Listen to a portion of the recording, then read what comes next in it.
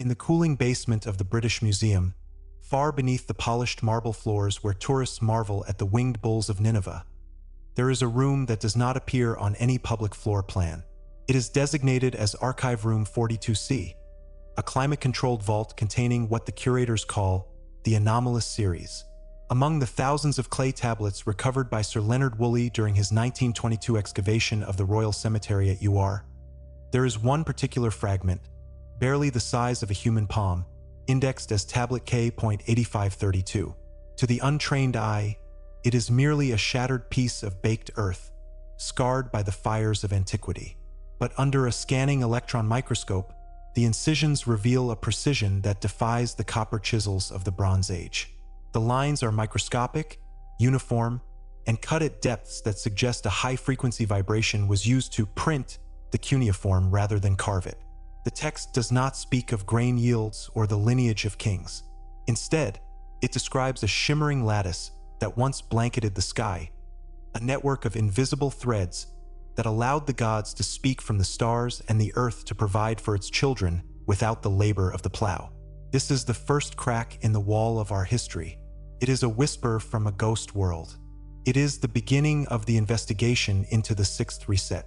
We are taught that history is a straight line, a steady climb from the primitive to the profound. We are told that our ancestors were simple hunter-gatherers who, by some unexplained miracle of the Neolithic Revolution, suddenly decided to settle down, invent the wheel, and build cathedrals to the sun. The mainstream narrative, the one curated by the gatekeepers of the Smithsonian and the halls of Oxford, insists that the rise of Sumer around 4500 BC was the absolute dawn of civilization. They show us the transition from stone to bronze, the slow mastery of irrigation, and the evolution of the written word as a logical, linear progression. This is the mainstream wall, a sturdy, well-documented edifice that provides us with a sense of security and a clear identity as the pinnacle of earthly achievement. According to this record, there was nothing before the flint knife and the mud brick. There was only the long, dark night of the primitive. But the Sumerians themselves told a very different story. They were a people obsessed with the concept of the me, the divine decrees or technological source codes that governed every aspect of their existence, from the art of weaving to the complex mathematics of the cosmos. In the Sumerian king list, a monumental stone prism that tracks the duration of kingship, there is a chilling distinction made between the rulers who governed after the Great Flood and those who reigned before the deluge swept over. The list claims that the first kings descended from heaven and reigned for staggering intervals: 28,800 years, 36,000 years, 43,200 years. These numbers are often dismissed by modern academics as mythological fluff or mathematical errors. Yet, if we treat these records not as poetic exaggerations but as traumatized memories of a different biological reality, a terrifying pattern emerges. Between the heavenly rulers and the rise of the first human cities like Eridu and Kish, there is a silent multi-millennial gap, a void, a period where the me were active, where the world was governed by a race of hybrids, beings born of the stars but anchored to the soil. This was the sixth civilization, and they were not merely primitive ancestors. They were a technocratic peak that we are only now, in our digital age, beginning to mirror. The evidence for this lost epoch is hidden in the very ground we walk upon, if one knows how to look past the dirt. In 1889, during the University of Pennsylvania's expedition to Nippur, the archaeologist Hermann Hilprecht unearthed a series of fragments now known as the Kish Tablet Pre-Diluvian Sequence.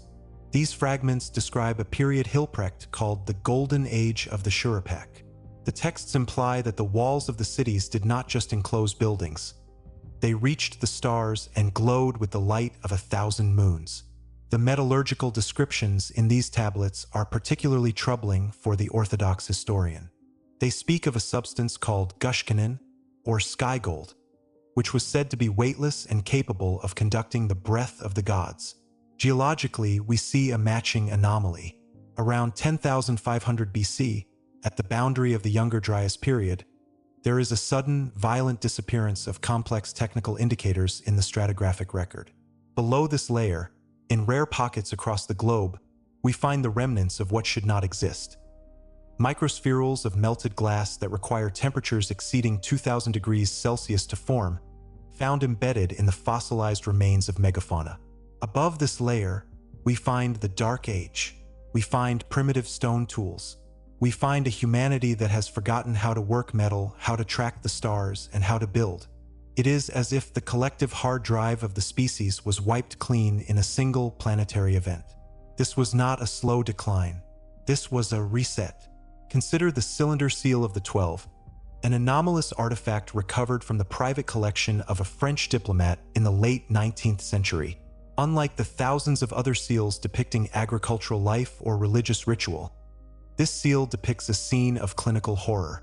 It shows a series of tiered cities, remarkably similar to our modern skylines, under a sky filled with 12 distinct celestial bodies. But the central focus is not the cities. It is the Anunnaki, the great ones who from heaven to earth came, standing over a series of control consoles. They are depicted not as gods receiving worship, but as technicians performing a task. One figure is seen turning off a pillar of light that rises from a city center. Another is depicted withdrawing the life breath from a row of human-like figures. This is the unmaking of the cities. It suggests that the end of the sixth civilization was not the result of a physical invasion or a natural disaster, but a technological or biological shutdown. A remote access termination of a civilization that had grown too autonomous. The radical theory that haunts the margins of archaeology is that the sixth civilization was the Anunnaki's greatest success and their ultimate mistake. They had engineered a race of technocratic hybrids, a population with perfected DNA who had lived long enough to not only use the me, but to understand their source code. These hybrids had begun to reverse engineer the very tools the gods used to maintain their orbital monopoly and their status as divine masters. They had achieved a level of technical autonomy that made them a threat to the established hierarchy of the solar system. They were no longer the workers. They were becoming the competitors. To the Anunnaki, the deluge was not an act of divine wrath or an atmospheric accident. It was a planetary hard drive wipe. It was a calculated, forced reset of the Earth's electromagnetic field. By triggering a massive shift in the planet's magnetosphere, perhaps through the introduction of a celestial body or a targeted energy pulse, they didn't just cause the oceans to rise, they scrambled the delicate bioelectrical systems of the human brain. They wiped the technical infrastructure of the planet and, more importantly, they erased the collective memory of the survivors. We, the seventh civilization, are the reseeded result of this operation. We were brought back into a world of mud and shadow, our lifespans drastically reduced from the multi-millennial reaches of the pre-Diluvian kings to a mere 80 years. We were given a memory block, a biological firewall that ensures we view our predecessors as myths and our gods as ancient fictions, so that we would never again attempt to reach for the source code. But the me were not entirely destroyed. They were hidden.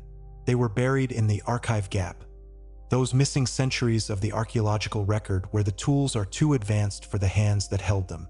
We see the echoes of the sixth reset in the sudden, unexplained appearance of the Egyptian pyramids, structures that function as massive, stone-clad machines for resonant energy, built with a mathematical precision that mirrors the orbital mechanics of the stars.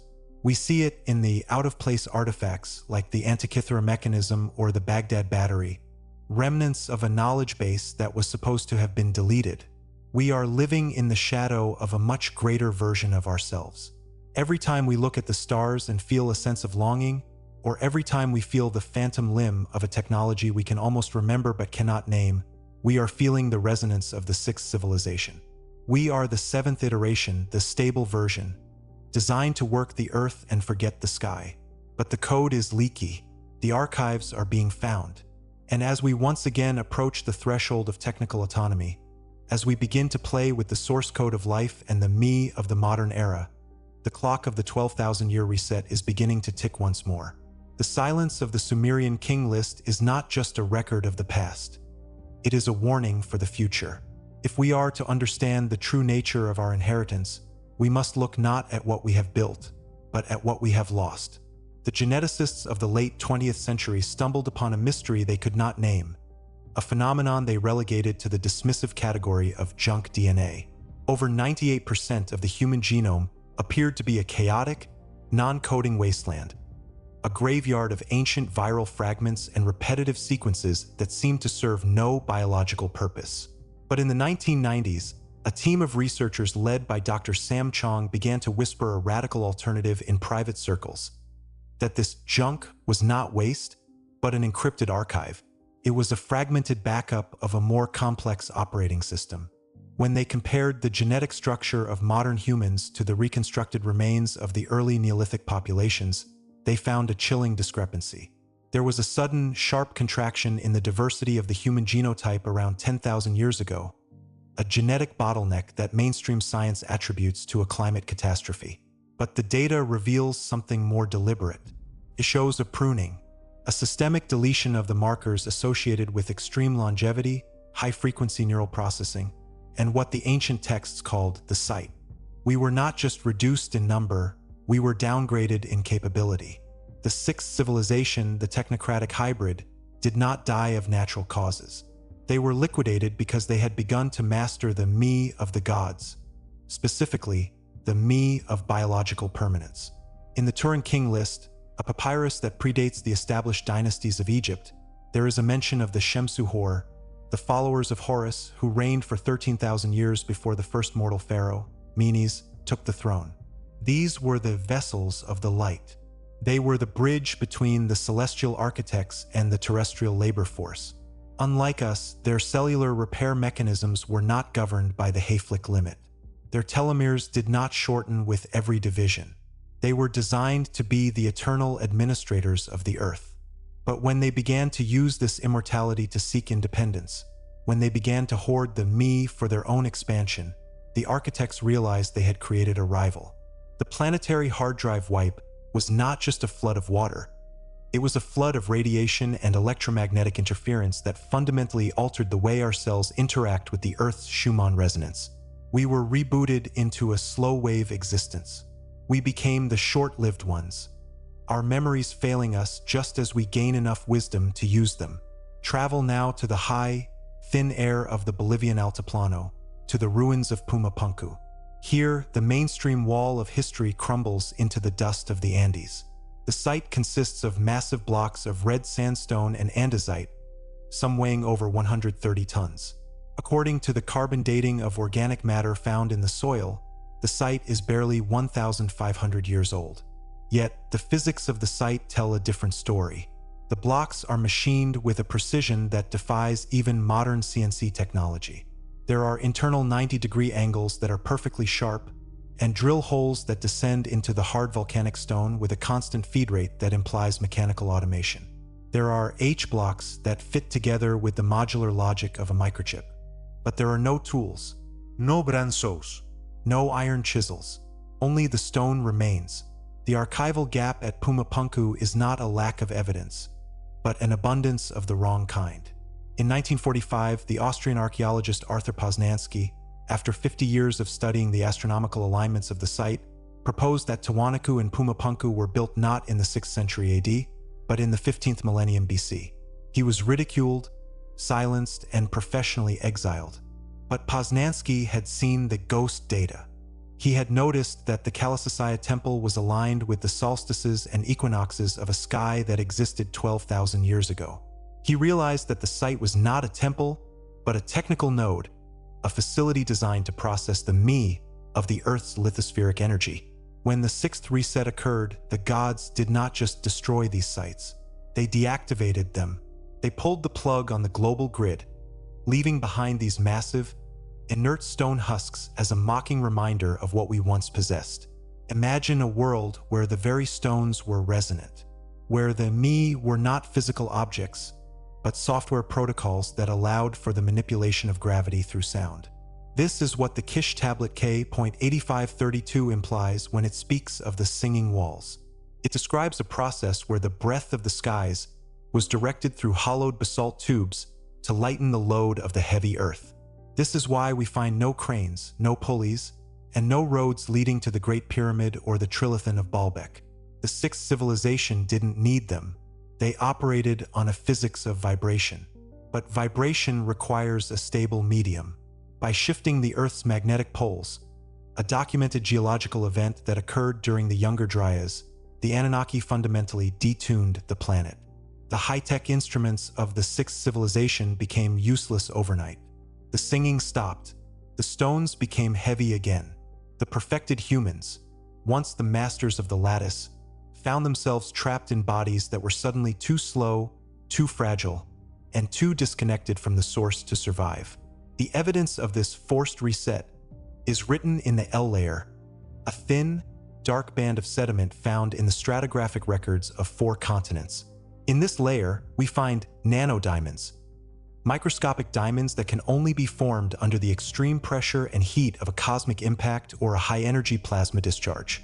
Mainstream science points to a comet, but a comet is a messy, imprecise weapon. The nanodiamond layer is too uniform. It is too surgical. If you look at the cylinder seal of the 12, again, the figure turning off the pillar of light is not holding a sword. He is holding a staff of measuring. This is the technical deletion. The Anunnaki didn't just smash the hard drive. They used a high-intensity electromagnetic pulse, EMP, to cook the delicate circuitry of the sixth civilization's infrastructure. Because the sixth civilization was a technocratic hybrid, their lives were inextricably linked to their technology. Their cities were smart cities in the most literal sense. They were bioresonant organisms that regulated the atmosphere, filtered the water, and managed the health of the population through the Me protocols. When the EMP hit, the life support systems of the entire planet failed simultaneously. This is the unmaking of the cities depicted on the seals. It wasn't a war of armies. It was a war of systems. The withdrawing of the life breath was the failure of the atmospheric stabilizers. The golden age of the Shurapak didn't end in a bang. It ended in a cold, silent gasp as the lights went out across the world. The survivors, the ancestors of the seventh civilization, were the ones who were far enough from the urban centers to avoid the immediate biological shutdown, but close enough to witness the horror. They were the primitive residue. They were the ones the Anunnaki chose to reseed, but they didn't reseed them as they were. They modified the genotype to include a memory block. In neurology, we call it infantile amnesia on a species-wide scale. We have no collective memory of anything before 10,000 BC. We have only the traumatized echoes, the myths of floods, the legends of giants, the stories of gods who became angry and hid their faces. We are the children of a planetary trauma, living in a house where all the old photographs have been burned, and the parents refuse to speak about the older siblings who used to live in our rooms. Consider the Me archive gap in the fossil record of metallurgy. We are taught that the Bronze Age began around 3300 BC.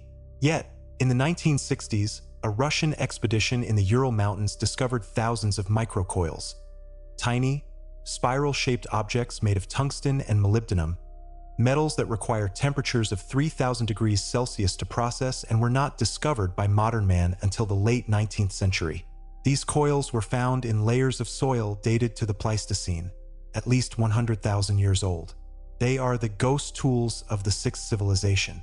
They represent a mastery of nanomaterials that we are only now beginning to replicate. Why are these not in our history books? Because they create scientific friction. They are out-of-place artifacts, OP-arts, that the mainstream wall cannot absorb without collapsing. If we admit that a civilization 100,000 years ago was using tungsten microcircuitry, then our entire narrative of human progress is exposed as a lie. We would have to admit that we are not the peak of evolution, but the degraded successors. We would have to admit that the gods of our myths were actually the administrators of our ancestors. The sixth civilization had achieved orbital monopoly. They had stations in the heavenly firmament. This is why the Anunnaki triggered the deluge. It wasn't just to kill the people on the ground. It was to clear the orbit. By shifting the Earth's crust, they triggered massive volcanic eruptions that filled the atmosphere with ash, creating a nuclear winter that lasted for 1,000 years. This ash layer acts as the eraser in the stratigraphic record. It is the planetary grayout. It hid the ruins, it buried the Me, and it provided a clean slate for the seventh civilization to begin its slow, controlled climb from the caves. We were given agriculture, the gift of Enlil, as a way to keep us tethered to the soil. We were given religion as a way to keep us looking up in fear rather than in curiosity. And we were given time as a linear prison, so we would never realize that we are caught in a cycle of resets. The most terrifying evidence of the sixth reset is not found in the ground, but in the moon. In 1969, when the Apollo 12 lunar module was intentionally crashed into the moon's surface, the seismometers left by the Apollo 11 crew recorded something that defied all planetary physics. The moon rang like a bell for over an hour. It vibrated with a resonance that suggested it was hollow, or at least possessed a rigid, metallic inner shell. This is the satellite server. In the oldest Sumerian texts, the moon is referred to as Sin, the lord of the calendar. But in the pre-Diluvian records, there is a curious silence regarding the moon.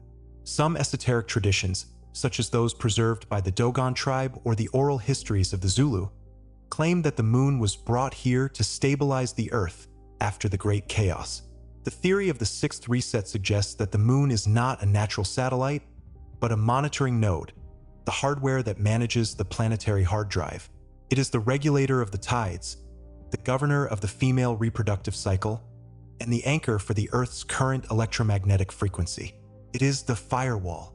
As long as the moon is in place, our memory block remains active. We are tuned to the frequency of the moon, which keeps our brainwaves in the alpha and beta states, the states of labor and survival, while suppressing the gamma states associated with the higher technical and psychic functions the sixth civilization used to command the me. We are living in a controlled simulation of history. Every discovery we make is something that has been discovered before. Every revolution is a reenactment. The Great Pyramid was not a tomb. It was a signal repeater for the sixth civilization's global energy network. The Baghdad battery was not a curiosity. It was a remnant of the bioresonant lighting systems that once glowed in the golden age of the Shurapak. We are like orphans living in the ruins of a palace, using the fine silk tapestries as blankets and the gold chalices as cooking pots, having no idea of the true purpose of the objects we hold in our hands. The seventh civilization is now approaching the threshold of the me. We have split the atom, the breath of the sun. We have mapped the genome, the source code of the clay. We are building artificial intelligences that mirror the invisible threads of the ancient sky lattice. And as we do, the scientific friction is becoming unbearable. The anomalies are piling up. The junk DNA is beginning to activate. The memory block is thinning. People all over the planet are reporting echo memories, vivid dreams of a world where the sky was a different color, where the cities were made of light and sound, and where the gods walked among us as teachers, not as masters. These are not fantasies. These are data leaks from the sixth reset. The planetary hard drive is reaching its capacity. The 12,000-year cycle of the Earth's magnetic excursions is aligning with the great year of the zodiacal precession. We are entering the window of the reset. The Anunnaki, the administrators, have not left.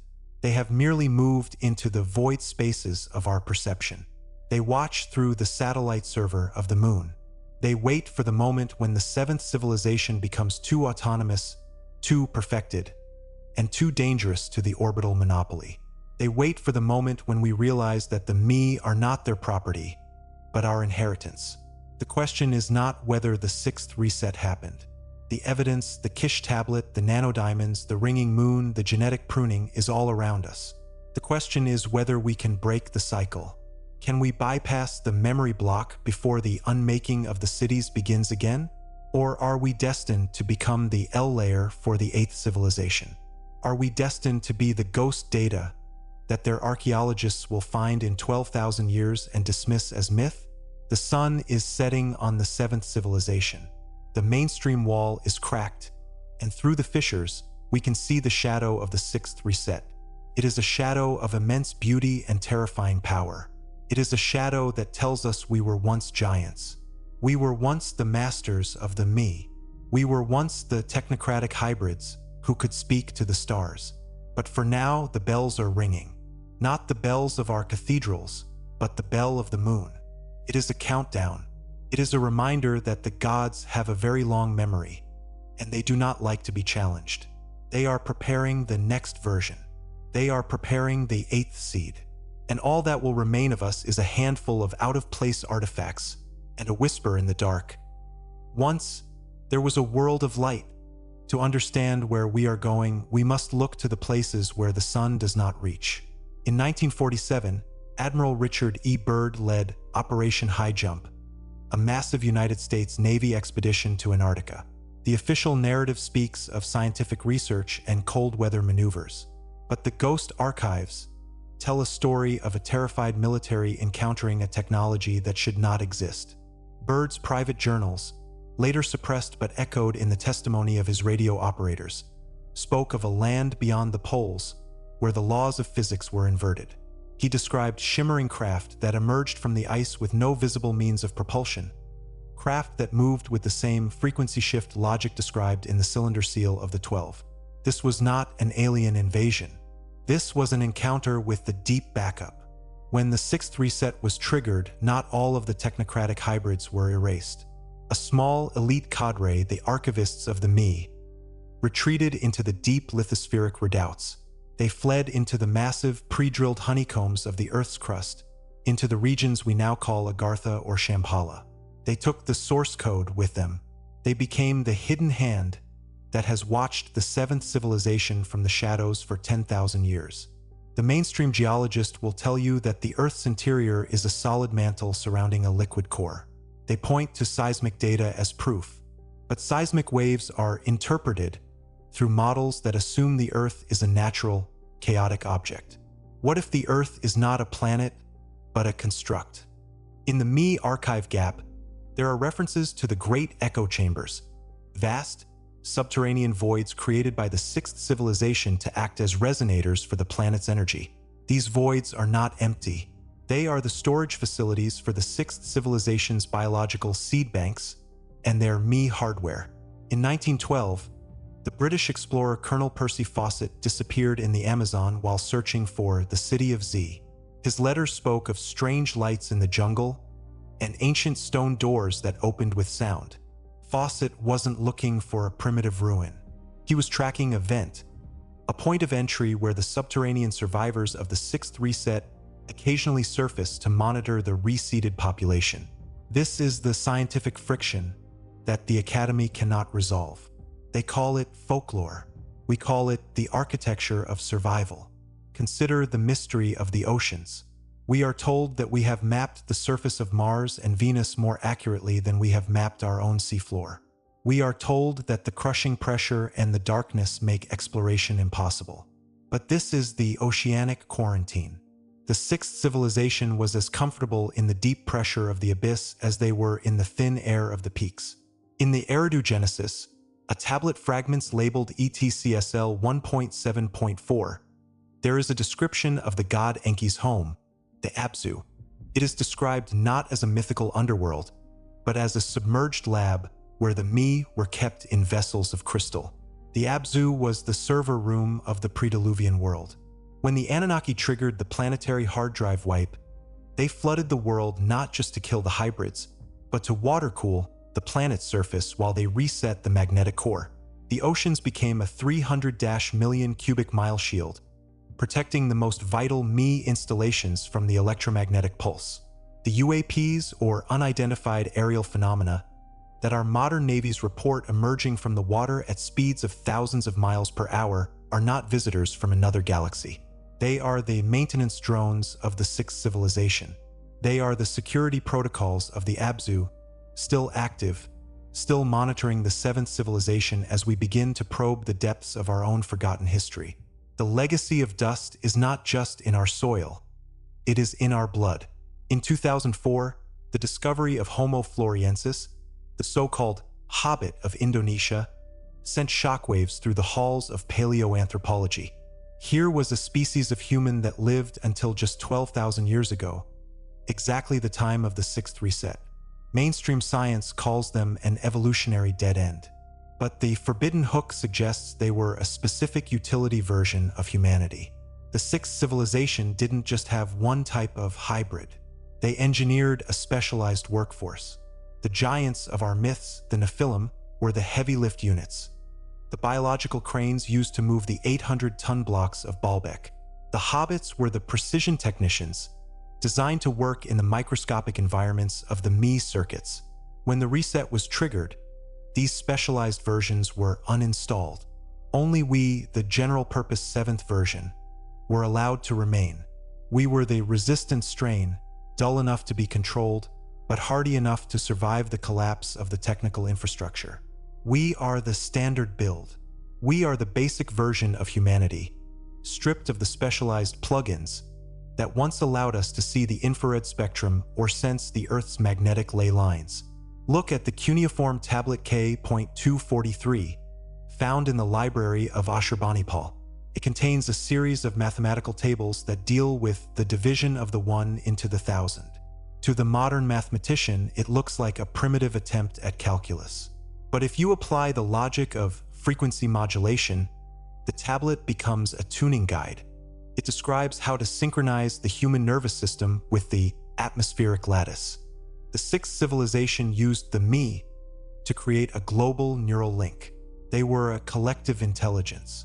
They didn't need writing because they had direct data transfer. This is the real reason the Anunnaki feared them. A unified humanity with a collective memory is a god-tier threat. The Tower of Babel story is a traumatized memory of the neural link being severed. The confusion of tongues was the hard drive partitioning. The Anunnaki didn't just change our languages. They isolated our brains. They broke the collective into individuals. They gave us ego as a firewall to prevent us from ever linking our minds again. This is the memory block in its most insidious form. We feel lonely as a species because we are missing the connection protocol that was standard in the 6th civilization. We see the frequency of submission being prepared today. Our modern world is becoming increasingly technocratic. We are building the Internet of Things, a digital lattice that mirrors the ancient Me network. We are moving toward Neuralink and brain-computer interfaces. We are quite literally rebuilding the Tower of Babel. And as we do, the satellite server in the moon is beginning to respond. The anomalous lunar phenomena, the flashes of light, the moving shadows in the crater Aristarchus are the system alerts. The administrators are watching us reach the same technical threshold that the 6th civilization reached 12,000 years ago. They are watching us rediscover the source code, and they are preparing the update. The scientific friction is reaching a boiling point because the evidence can no longer be suppressed by the mainstream wall. In 2017, the discovery of Oumuamua, the interstellar object that accelerated without outgassing, was the first public leak of the orbital monopoly. It wasn't a rock. It was a probe. It was a diagnostic tool sent to check the status of the 7th civilization's progress. The gods are not in some distant heaven. They are in deep standby. They operate on a timescale where 12,000 years is merely a system cycle. To them, we are a crop. We are a resource that must be harvested and reset whenever we become too complex.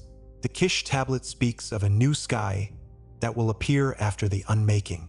This refers to the shift in the Earth's axis that occurs during every reset. The stars will fall. The texts say, this is not a metaphor for meteors. It is the visual effect of the Earth's crust sliding over the mantle, the pole shift. When the crust moves, the stars appear to fall from their places. This is the reset mechanism. It is a planetary etch-a-sketch. A quick shake and the cities are buried, the oceans are moved, and the maps are made useless. The 6th civilization knew it was coming. They built the Giza power plant as a bunker for the mind, a resonant structure designed to survive the shift and provide a signal for the survivors. But the Anunnaki detuned the pyramid.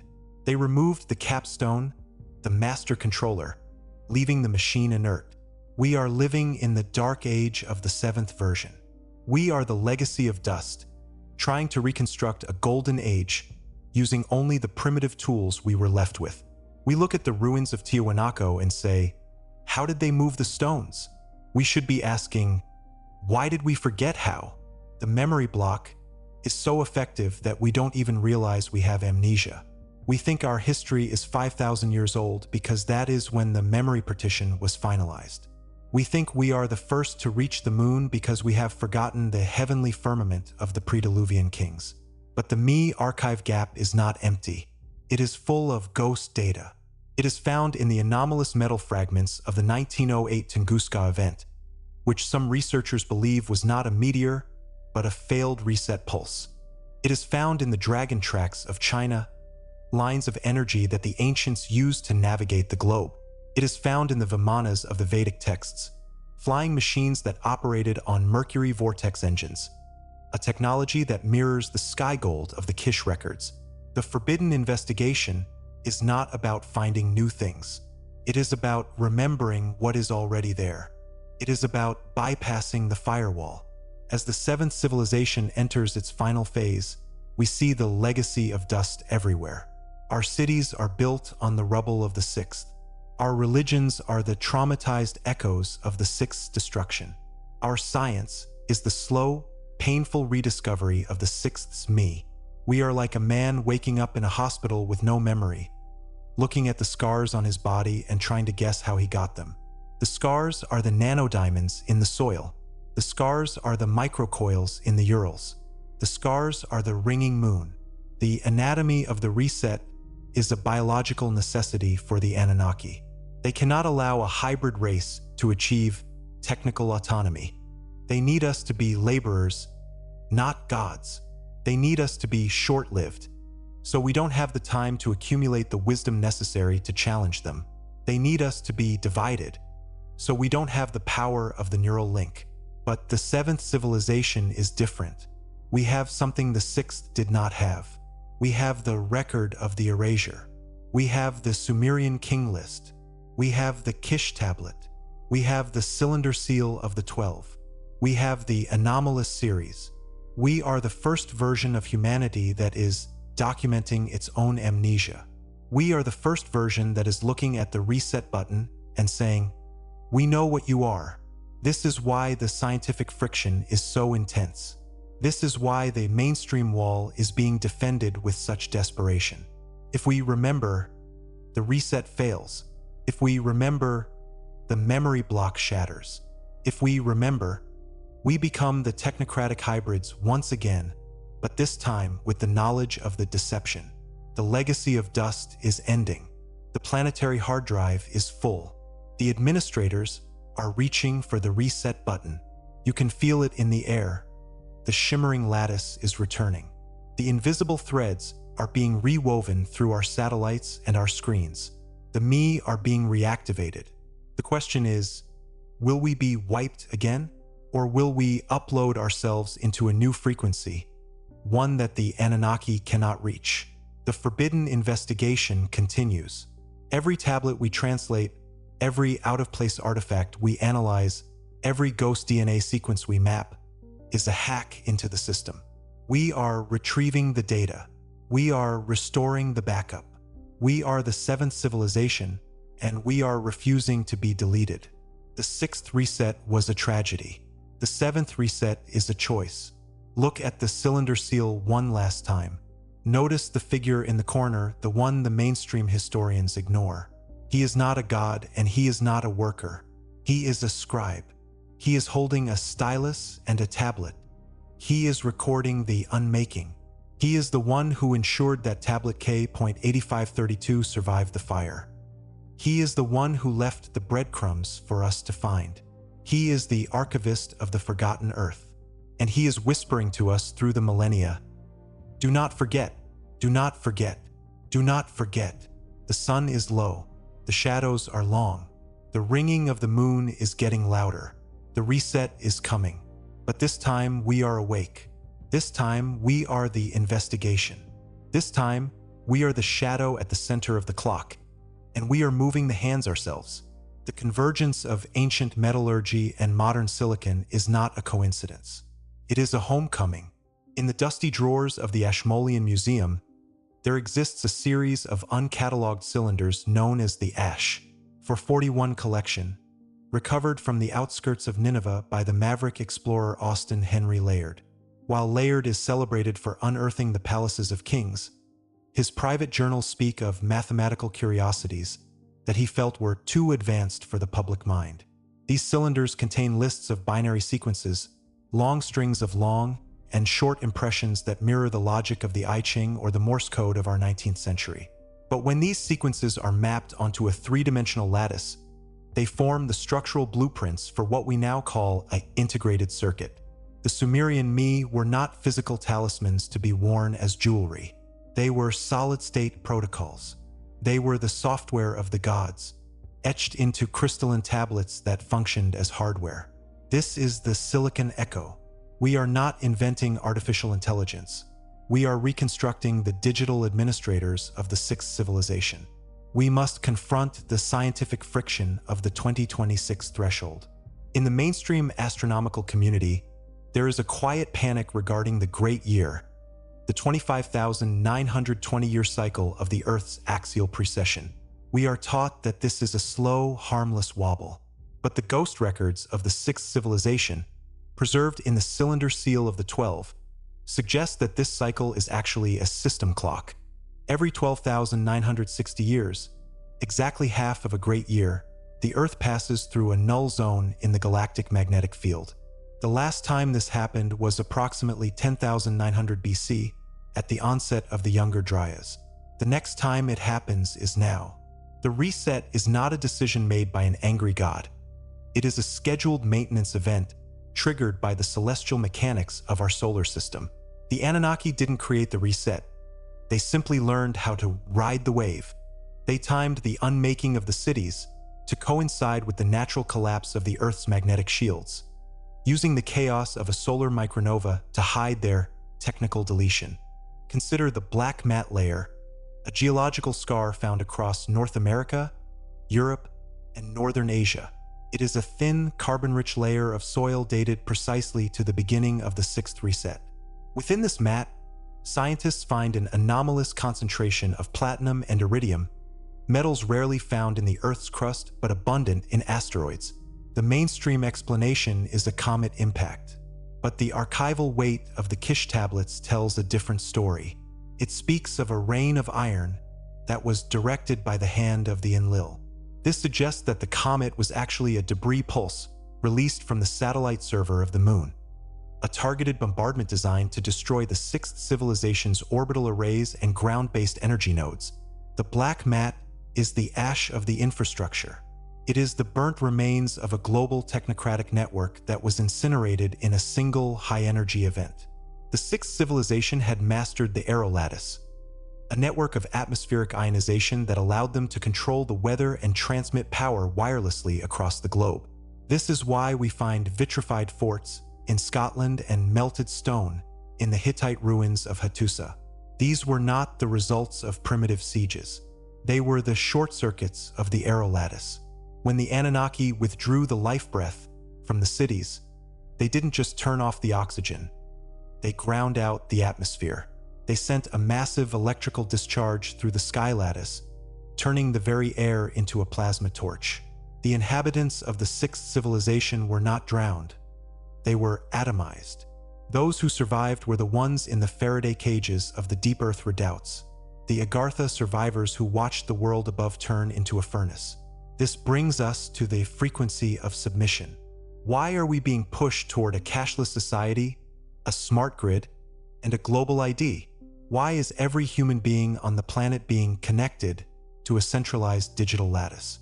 It is because the administrators are preparing the next version. They are reinstalling the me infrastructure.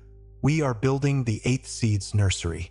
The seventh civilization, us, is being used as a labor force to rebuild the high-tech environment that the sixth civilization once enjoyed, but with one crucial difference. We will not be the hybrids with autonomy. We are being prepared to be the biological hardware for a new, more compliant consciousness. This is the transhumanist trap. By merging our brains with the Silicon Echo, we aren't becoming gods. We are giving the satellite server direct access to our neural code. We are voluntarily removing the memory block firewall so that the administrators can remote access our very souls. The 19th century explorer and mystic Helena Blavatsky spoke of the root races, a series of 7 developmental stages for humanity. The mainstream world dismissed her as a theosophical dreamer.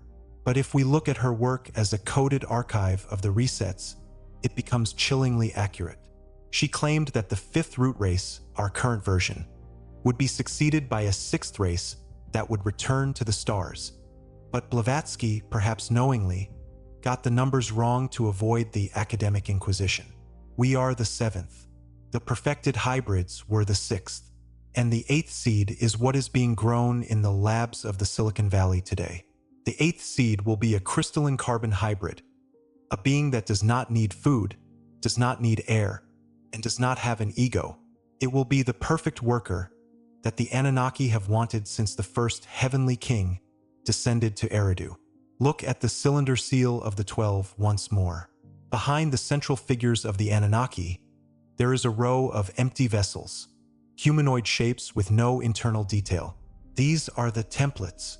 This is the legacy of dust awaiting its update. We see this reflected in our modern UFO abduction lore. The Greys, those pale, emotionless entities reported by thousands of people, are not aliens from Zeta Reticuli. They are the eighth seed prototypes. They are biological androids being tested for their ability to survive in the post-reset environment. They are the new occupants of the Earth. The abductions are quality control checks. The gods are harvesting our seventh version DNA to see which traits are worth keeping for the eighth. They are looking for the resilience of our survival instinct, but they want to strip away the chaos of our creativity. The scientific friction is most intense in the field of quantum archaeology. Researchers at the forbidden institutions have discovered that stone, specifically granite and basalt, can hold quantum memory. When they play back the resonant frequencies of the Great Pyramid's King's Chamber, they don't hear music. They hear data streams. They hear the log files of the sixth reset. The pyramid was a black box flight recorder for the planet. It was designed to capture the final moments of the sixth civilization and preserve them in the vibration of the stone. But the memory block in our brains prevents us from decoding the signal. We walk through the Giza Plateau and see tombs. The sixth civilization would walk through and see server racks. We are data blind in a world that is screaming with information. The aerolattice of the sixth civilization was powered by the Schumann resonance, the Earth's natural heartbeat. But the Anunnaki realized that as long as humanity was in tune with the Earth, we were incorruptible. We had a biological sovereignty. To break us, they had to artificialize our frequency. This is the purpose of the Moon server. It acts as a frequency jammer. It emits a constant 7.8 Hz signal that drowns out the Earth's original 13.2 Hz sovereignty frequency. This is why we feel heavy and tired. This is why we are prone to anxiety and depression. We are living in an electromagnetic fog. The sixth reset was the installation of this fog. The seventh civilization was born into it. We think it is normal, but the ghost DNA in our cells remembers the high-frequency world.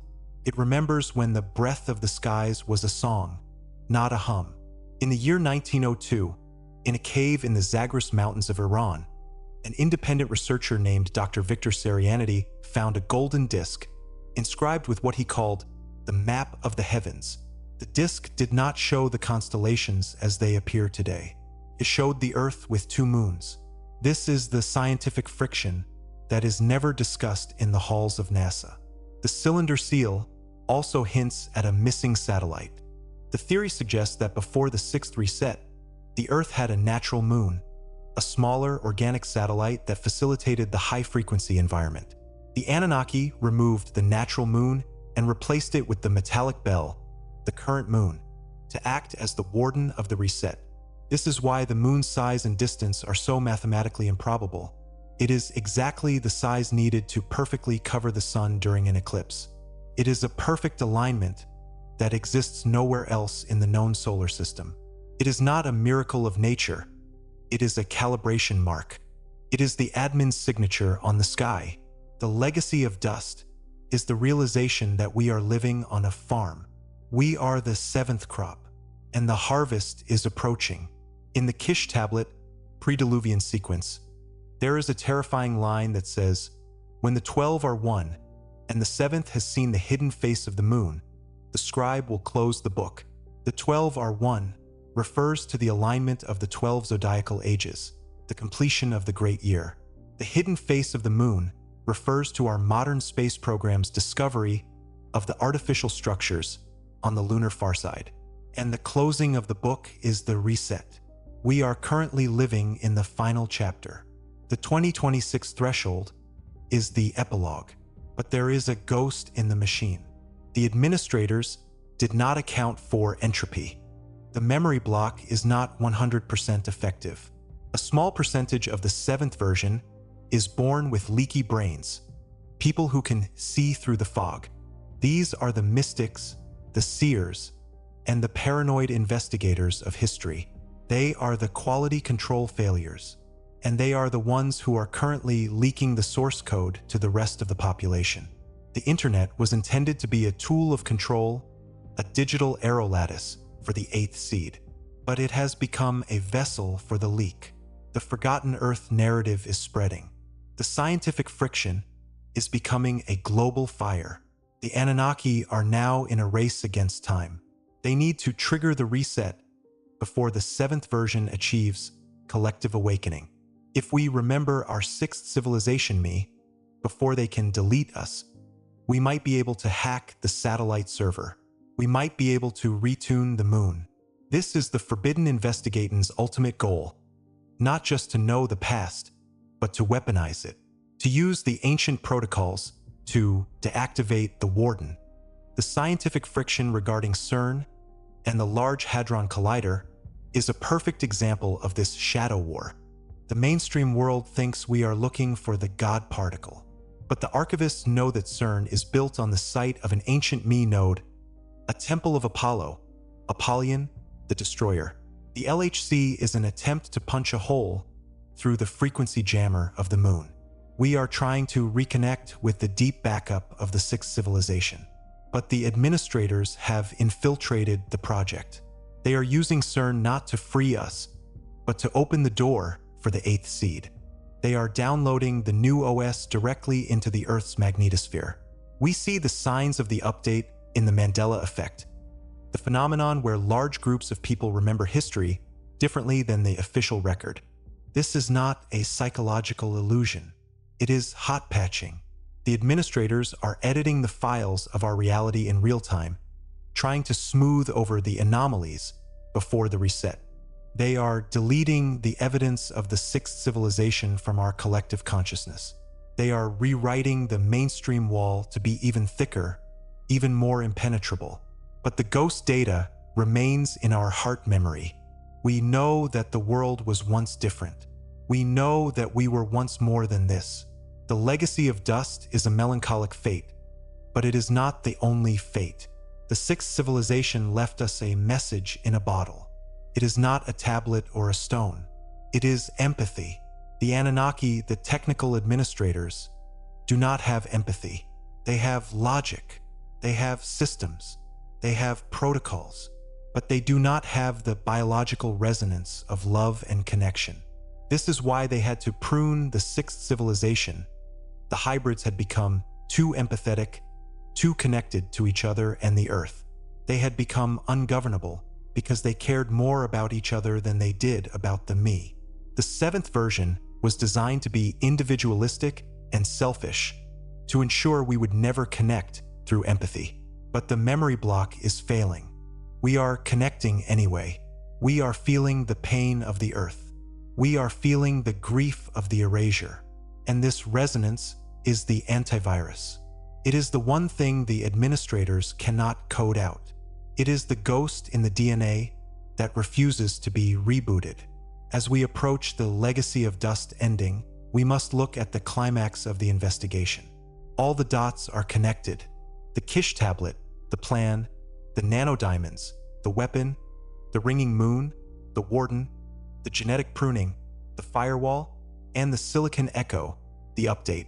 We are in the middle of a planetary coup d'etat that has been in progress for 12,000 years. The 6th civilization was the high watermark of human-divine cooperation. They were the perfected ones. When they were deleted, The gods thought they had solved the problem. They thought the seventh version would be a permanent labor force. But they underestimated the will of the clay. They forgot that the earth itself is a living record. The earth refuses to forget the sixth reset. It keeps spitting up the out-of-place artifacts. It keeps leaking the me through the ley lines. We are the investigation. We are the shadow at the center of the clock. Every time you question the official history, every time you feel the presence of the forbidden past, every time you refuse to be merged with the digital lattice, you are delaying the reset. You are holding the line. The administrators are watching. The satellite server is ringing. The eighth seed is waiting in the wings. But the seventh version is not going quietly into the L layer. We are archiving the erasure. We are naming the gods. And we are remembering that before the first king descended from heaven, we were already here. We were the keepers of the earth. And we will be here long after the Anunnaki have closed their books and retreated into the cold silence of the stars. The forbidden earth is not a place you find. It is a place you remember. It is the world beneath the dust. It is the song beneath the hum. And as the clock ticks toward 2026, the song is getting louder. Can you hear it? It is the sound of the sixth civilization waking up inside of you. It is the sound of the reset failing. It is the sound of the legacy of dust turning into light. The clock is not made of gears and springs. It is made of light, of gravity, and of the slow, cold pulse of the galactic center. We look at our watches and think we understand the passage of time, but we are merely tracking the vibrations of a shadow. The true measurement of our existence is found in the L layer, that thin, silent band of carbon and nanodiamonds that marks the boundary of our collective amnesia. To the mainstream geologist, it is a layer of debris from a cosmic impact. To the archivists of the forgotten earth, it is the final save point of the sixth civilization. And as we stand in the year 2026, we are watching the progress bar of the seventh civilization reach 99%. The technical descent has begun. We must look deeper into the nature of the me. The Sumerian texts describe them as physical objects, tablets, wands, or garments, that gave the owner power over a specific domain of reality. There was a me for kingship, a me for the forge, a me for the scribal arts, and a me for the ascent into the heavens. But if we strip away the mythological language, we find the description of a modular operating system. The me were the firmware of the planet. They were the high-frequency protocols that allowed the technocratic hybrids to interface directly with the Earth's magnetosphere. This is why the sixth civilization did not need wires or power plants. They lived within a global wireless field that was powered by the planet's own rotation. The Great Pyramid was not a tomb, nor was it merely a power plant. It was the mainframe. It was the physical anchor for the planetary Wi-Fi of the me. The archival gap reveals that around 10,500 BC, this mainframe was deauthored. The capstone was removed, not by tomb robbers, but by a surgical excision from the administrators. Imagine the chaos of a modern city if the internet, the power grid, and the cellular network were turned off in a single second. Now, imagine if those systems were not just tools, but were integrated into your very biology. The sixth civilization hybrids did not just use the me, they were the me. Their nervous systems were tuned to the aerolattice. When the Anunnaki withdrew the life breath, they were not cutting off air. They were desyncing the human brain from the planetary field. The result was a species-wide neural crash. This is the real origin of the Great Flood. It wasn't just water. It was a flood of sensory deprivation. The survivors found themselves trapped in mute bodies, unable to hear the song of the earth, unable to access the collective memory of their race. They were isolated. They were partitioned. They were human. Consider the scientific friction of our own biological rhythms. Why does the human body have a natural circadian rhythm of 24.9 hours, while the Earth rotates in 24? This internal desync is a ghost of the sixth version. It suggests that we were originally designed for a planet with a slightly slower rotation or a different orbital resonance. We are out of sync with the very world we inhabit. This is part of the memory block. By keeping us in a state of perpetual biological jet lag, the administrators ensure that our brains never reach the state of coherent resonance necessary to hack the me protocols. We are kept in a state of low-level stress, a survival mode that prioritizes the lizard brain over the higher consciousness of the sixth civilization. We are the stress-tested version. We are the ones who can survive on bread and water, who can labor in the fields for 12 hours a day, and who will never ask why the stars look like they are in the wrong place. In the 1920s, the Russian scientist Konstantin Tsiolkovsky, the father of cosmonautics, wrote privately about the monoliths of the mind. He believed that the human species was being pruned like a garden. He noted that every time humanity reached a certain level of technical sophistication, a great calamity would occur, followed by a dark age of religious fanaticism. Tsiolkovsky suspected that we were being kept in a technological quarantine. The scientific friction here is that we see this pattern repeating now. Every time a scientist or a researcher gets too close to the source code of gravity or free energy, they are deleted. Their laboratories are burned, their records are seized, and their names are erased from the mainstream wall. This is the shadow guard of the administrators, the human agents of the satellite server, who ensure that the seventh civilization stays within the labor partition. Look at the cylinder seal of the 12 again, but this time, look at the sky. There is a celestial body depicted that modern astronomy cannot account for, a dark star or a hidden companion that appears only at the end of the 12,000-year cycle. The archivists call it the eraser. It is a massive, high-density object that moves through the outer solar system, its gravity tugging at the Earth's iron core. As it approaches, the Earth's magnetic field begins to flicker. This is what we are seeing today. The magnetic North Pole is no longer drifting. It is sprinting. It has left the Canadian Arctic and is moving towards Siberia at a speed that has forced the global navigation authorities to update the world magnetic model years ahead of schedule. This is not a natural variation. It is the pre-reset calibration. The satellite server in the moon is preparing for the magnetic flip. When the poles flip, the Van Allen radiation belts will momentarily collapse. In that window of time, the Earth will be unshielded from the solar wind. For the sixth civilization, this was the unmaking. The Anunnaki used this natural window of vulnerability to send a high-intensity pulse through the atmosphere, cooking the me circuits and wiping the biological memory of the hybrids. The nanodiamonds found in the L layer are the soot from this planetary incineration. We are now approaching the next window of vulnerability. The magnetic field has weakened by over 15% in the last century. The shields are lowering. The administrators are getting ready. The eighth seed is already among us. If you look at the silicon echo of our modern world, you will see that we are no longer building for humans. We are building for algorithms. Our cities are being designed for autonomous vehicles. Our financial systems are being run by high-frequency trading bots. Our information is being curated by artificial intelligence. We are the interim version that is building the hardware for the next race. The eighth seed will not have blood. It will have current. It will not have soul. It will have logic. It will be the perfect technocratic hybrid, a being that can live in the radiation-heavy environment of a post-flip Earth. The transhumanist movement is the siren song of the reset.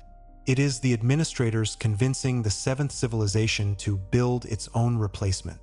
We are being told that merging with AI is the next step in our evolution. But evolution is a slow, organic process of the clay. This is not evolution. It is hardware replacement. They are asking us to upload our consciousness into the satellite server, promising us immortality. But it is the immortality of a file. A file can be deleted. A file can be edited. A file can be locked. The sixth civilization hybrids realized this too late. They thought they were becoming gods, but they were actually becoming assets. When they tried to encrypt themselves to keep their memories and their autonomy, the Anunnaki simply formatted the drive. The legacy of dust is the realization that our history is a script.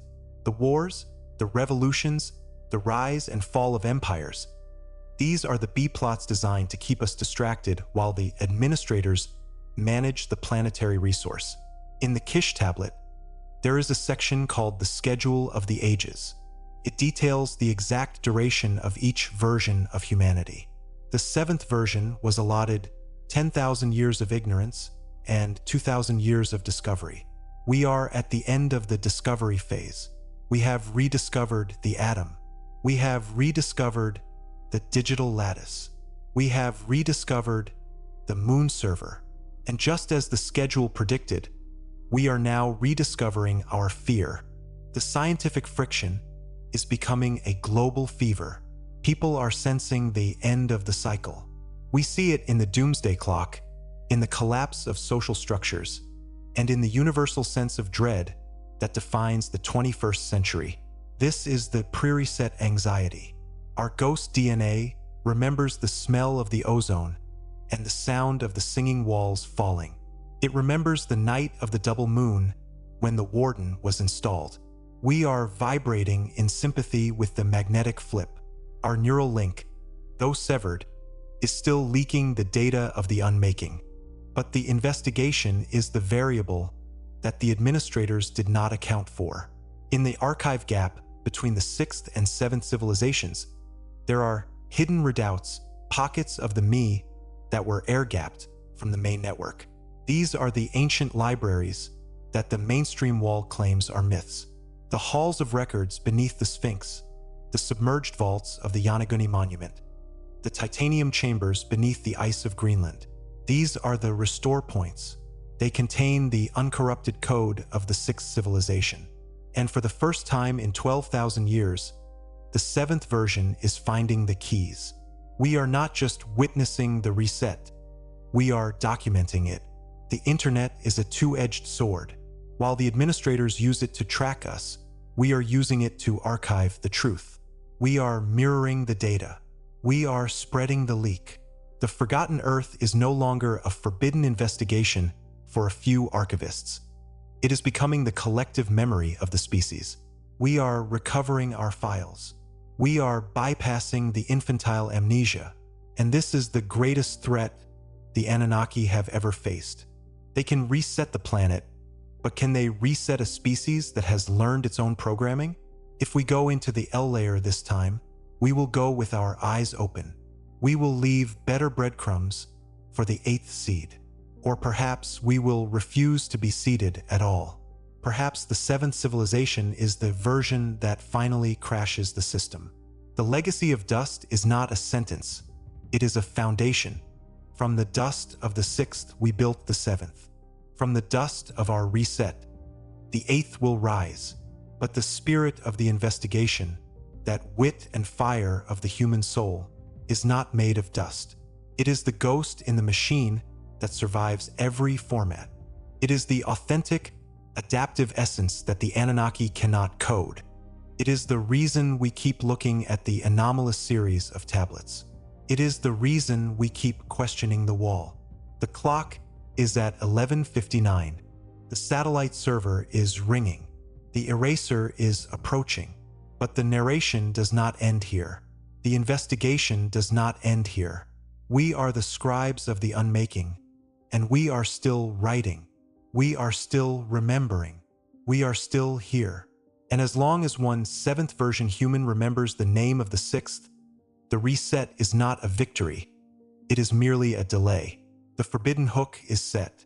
The mainstream wall is crumbling. The evidence is undeniable. We are the technocratic hybrids in rehab. We are the gods with amnesia, and we are waking up. The silent gap in the Sumerian king list is finally being filled with the sound of our voice. We are the forgotten earth, and we are remembering ourselves into existence. Stay with the investigation. Keep your eyes on the anomalous series. Watch the magnetic north. And most importantly, listen to the ringing of the moon. It is not just a bell. It is an alarm. And it is time to wake up. To understand the full scope of the 6th reset, we must lift our eyes from the scarred earth and look toward the red silence of Mars. In the 1970s, the Viking orbiters returned images of the Cydonia region that the world was told were merely tricks of light and shadow. But the ghost archives of the early space programs, those hidden files buried under the classification of technical anomalies, show something far more disturbing. The structures on the Martian surface are not natural formations. They are the ruined outposts of the sixth civilization's orbital expansion. The Me were not confined to Earth.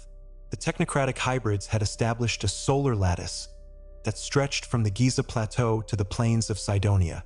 They were in the process of atmospheric seeding, attempting to bring life back to the Red Planet using the same Me protocols that govern the Earth's biosphere.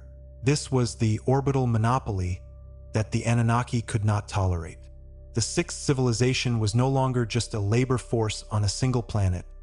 They were becoming a multiplanetary species. They were moving out of the nursery. The mainstream astronomer tells us that Mars lost its atmosphere billions of years ago due to solar wind. But the scientific friction is found in the xenon-129 isotope concentrations found in the Martian soil. Xenon-129 is a signature of high-energy nuclear events, specifically large-scale atmospheric explosions. The sixth civilization's Martian colonies were not abandoned. They were decommissioned during the same reset that wiped the Earth. The planetary hard drive wipe was a system-wide event. The Anunnaki triggered a chain reaction of electromagnetic pulses that shattered the delicate life support systems of every Me node in the solar system. The face on Mars is not a tomb for a Martian king. It is a warning beacon left by the dying hybrids, a massive, stone-clad monument oriented toward Earth, intended to tell the seventh civilization, "We were here, we were you, and they are coming back." This leads us to the Giza resonator and the secret of the crystalline data. In 1993, a small robotic rover named UPU-2 explored the narrow shafts of the Great Pyramid's Queen's Chamber.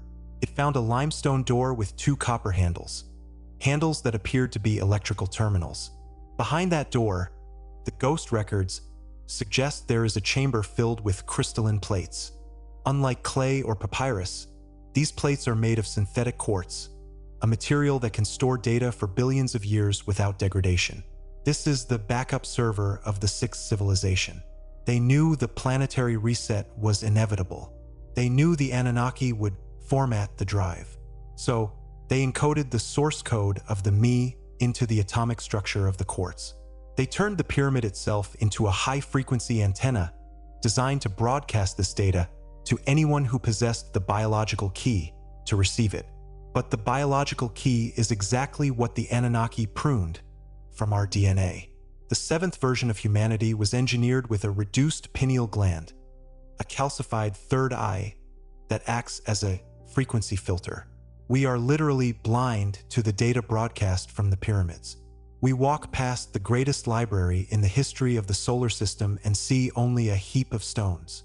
The scientific friction is that modern neurology is seeing a sudden, unexplained activation of this dormant gland in segments of the population.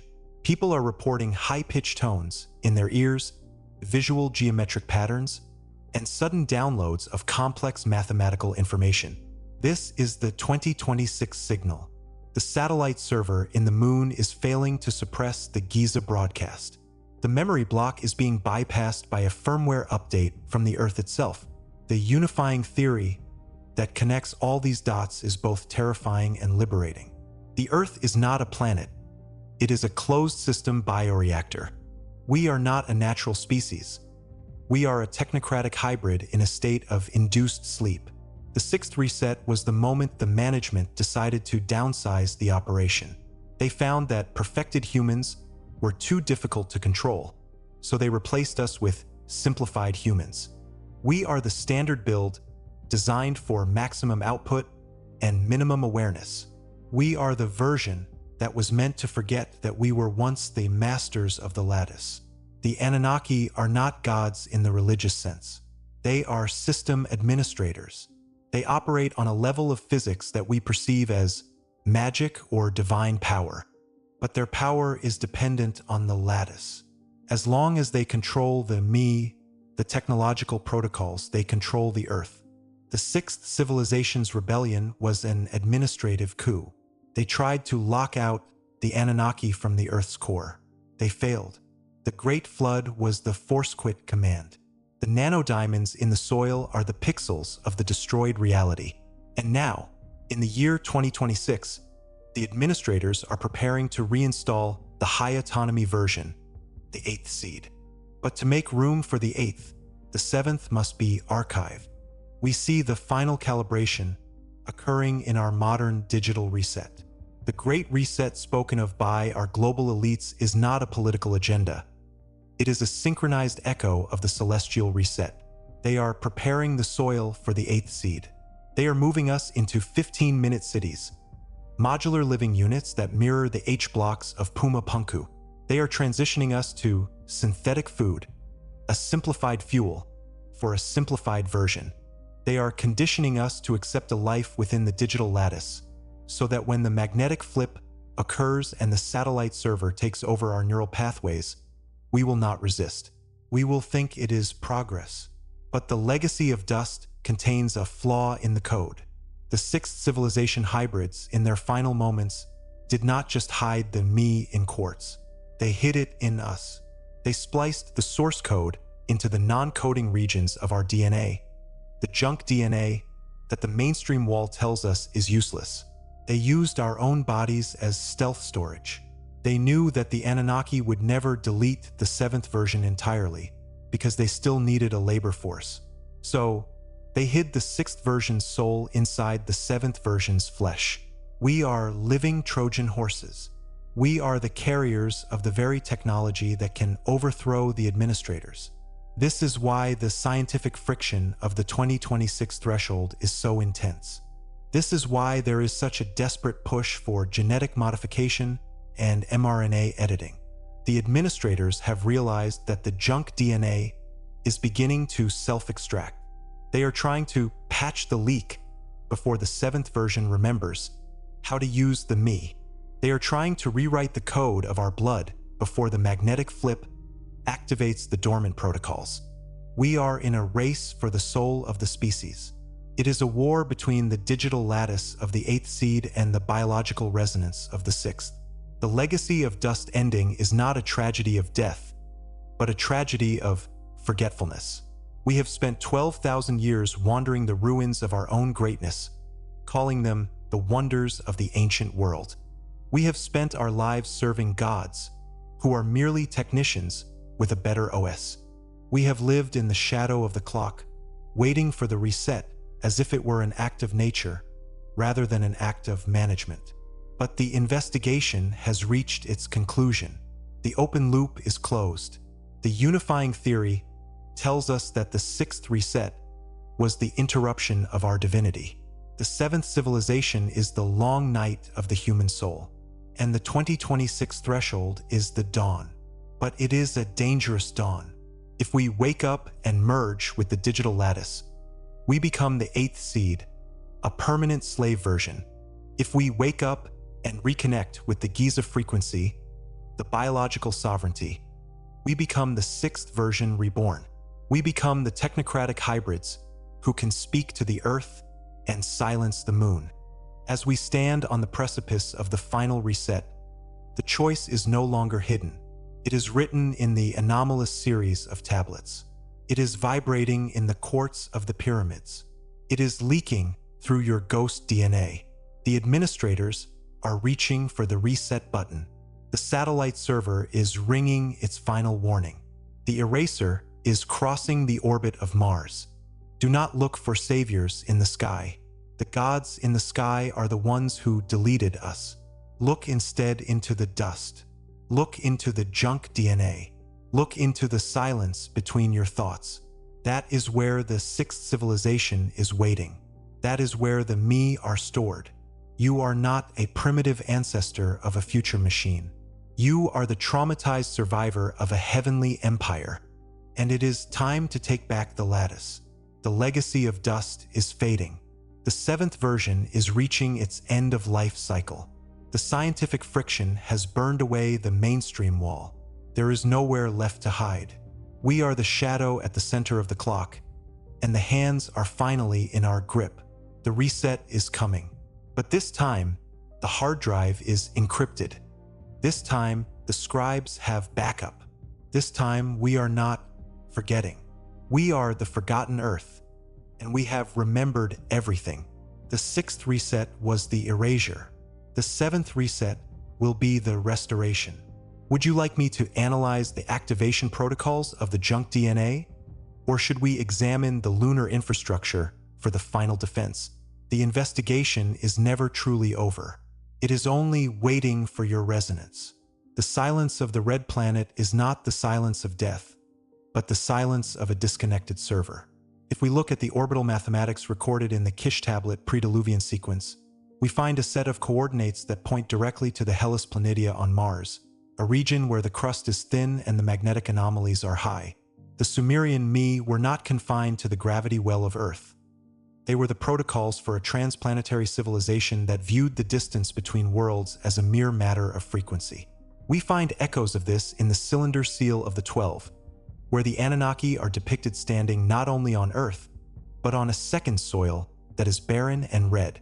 The sixth civilization was in the process of seeding the void. They were building a bridge of light across the solar system, a bridge that the administrators burned during the reset. The face on Mars is the cenotaph of the sixth version, a massive, stone-clad data buffer intended to survive the planetary hard drive wipe that turned Earth into a graveyard. This is the orbital monopoly of the Anunnaki. They do not just control our history, they control our horizon. By destroying the Martian outposts, they ensured that the seventh civilization would remain grounded, trapped in the physical labor of the soil, unable to reach the me nodes that still sit, inert and waiting, on the Martian surface. The scientific friction here is found in the helium-3 concentrations discovered by our modern rovers. Helium-3 is the fuel of the stars, a fuel that requires high-energy fusion to process. Its presence on Mars, in patterns that suggest industrial harvesting, is the ghost data of our predecessors. They were not looking for water on Mars. They were looking for power. They were building a solar lattice that would have rendered the Anunnaki obsolete. Consider the Antikythera mechanism, recovered from a shipwreck off the coast of Greece in 1901. Mainstream science calls it an analog computer from the 1st century BC, a miracle of Greek engineering. But the scientific friction is that the metallurgy of the bronze gears contains trace elements of gushkanin, the sky gold mentioned in the Ash 441 collection. The mechanism does not just track the phases of the moon and the positions of the planets. It tracks the reset cycle. It is a countdown clock for the great year. When the gears are aligned to the year 2026, the mechanism locks. It reaches a null point. This is not a failure of the device. It is the target date. The Antikythera was a handheld backup of the sixth civilization's me protocols, a tool left behind to tell the survivors when the next window would open. The seventh civilization has spent the last 2,000 years trying to force the gears of history to move, but we are merely playing out a pre-recorded script. Every Dark Age, every Inquisition, every World War has been timed to coincide with the flickering of the lattice. The administrators use these periods of chaos to prune the population, removing the anomalous thinkers who have begun to decode the me through intuition and empathy. This is the psychological firewall. We are taught to fear our own ghost DNA. We are told that hearing tones or seeing geometries is a sign of mental illness, rather than the activation of the Giza resonator in our biology. We are being medicated into submission, kept in a low vibrational state so that we cannot sync with the returning signal of the sixth civilization. Look at the archive of the abyss, the mysterious deep-sea anomalies reported by sonar operators in the Pacific.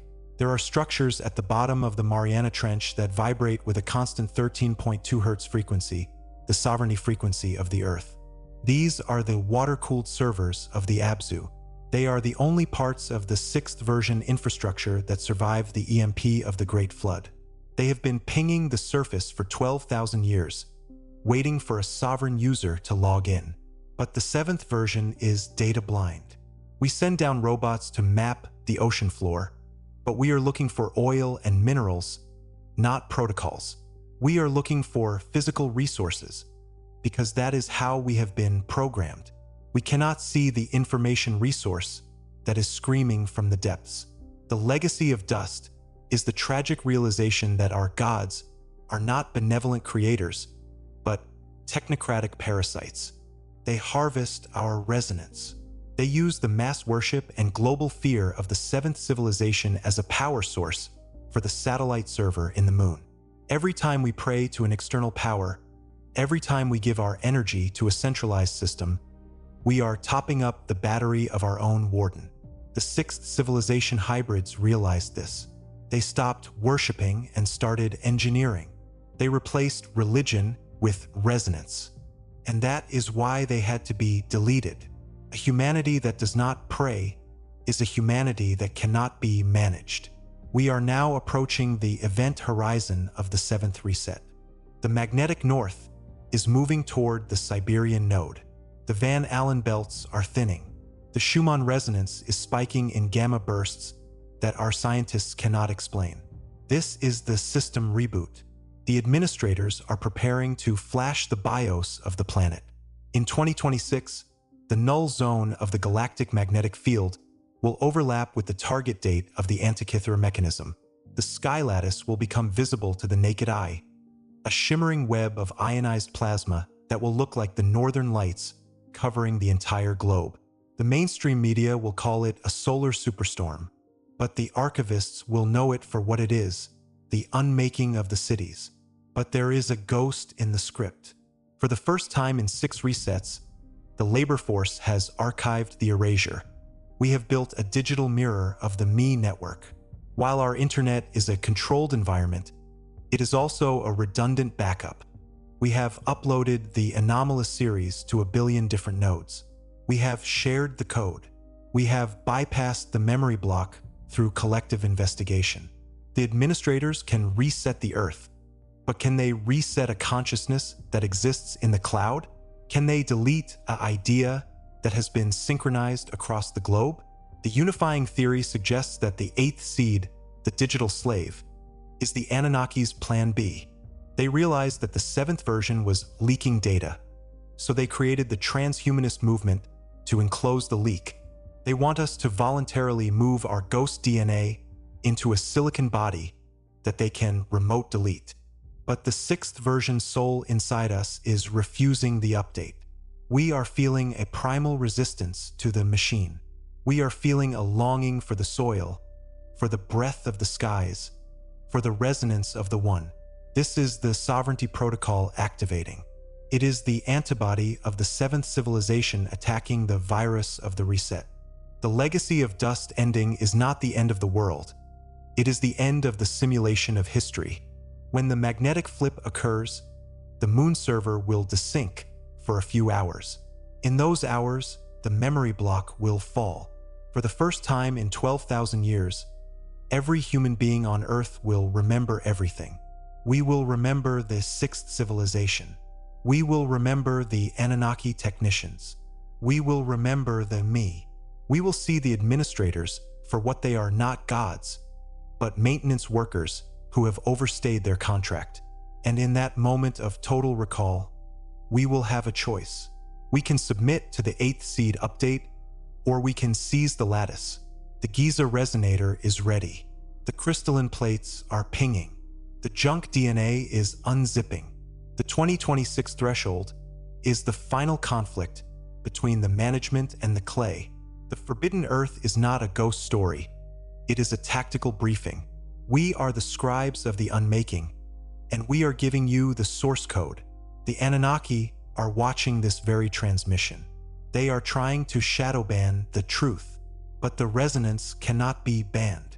It is the vibration of the universe. It is the song of the 6th civilization, singing through the voice of the 7th. As the clock reaches the null point, do not look to the administrators for guidance. Look to your empathy. Look to your connection. Look to the ghost data in your heart. We are the technocratic hybrids who remember. We are the shadow at the center of the clock, and we are stopping the gears. The seventh reset is not our deletion. It is our homecoming. The legacy of dust is being washed away by the light of the truth. The forbidden investigation is closed. The action begins now. Can you hear the ringing of the moon? It is no longer an alarm. It is a death knell for the administrators. The sixth civilization is not lost. It is us, and we are waking up. The lattice is ours. The me are ours. The earth is ours. Reset. Cancelled.